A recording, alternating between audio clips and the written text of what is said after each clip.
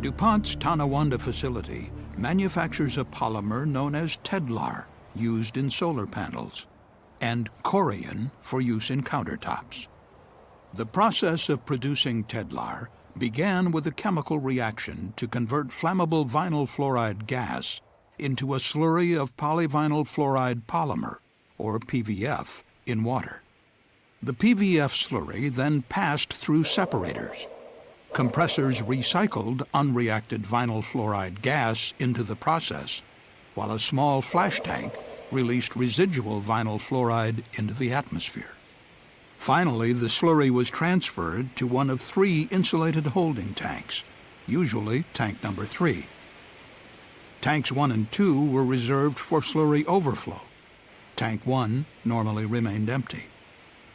On October 22, 2010, the Tedlar process underwent a planned shutdown, during which workers removed the asbestos insulation on tanks 1 and 2. Removing the insulation revealed that the agitator supports for the tanks were heavily corroded. DuPont directed contractors to repair the supports, which would involve welding and grinding on tanks 1 and 2. The hot work on tank 2 occurred during the shutdown without incident, but the repairs on tank 1 were delayed while parts were ordered. DuPont personnel determined that it would be safe to perform hot work on tank 1 after the restart. On November 7th, DuPont operators locked all 5 valves leading to and from tank 1 in the closed position in order to stop potential slurry flow. The tank's agitator motor was also locked out.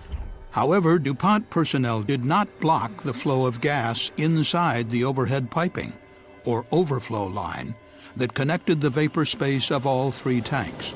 They mistakenly believed that flammable vinyl fluoride gas could not reach any of the slurry tanks. But the CSB investigation found that even in normal operations, vinyl fluoride was not completely removed from the slurry and was always present in the slurry tanks in varying amounts.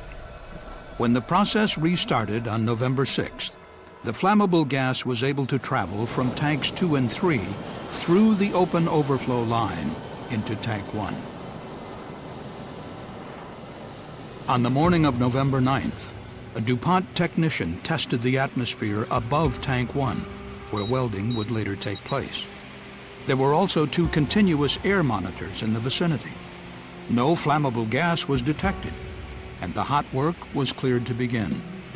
But no testing was done to measure or monitor the atmosphere inside the tanks, where, unknown to the contractors, the flammable gas was at dangerous levels.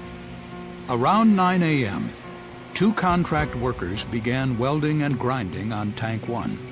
The welder connected his safety harness to the tank's agitator support and worked on top of the tank as the foreman looked on from the nearby catwalk. At approximately 11 a.m., the welder was repairing corroded portions of the agitator support beams directly above the flammable gas.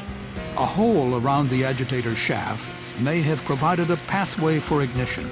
Welding sparks could fall into the tank, even as flammable gas might drift upward toward the sparks. The ignition of the vinyl fluoride caused a powerful explosion.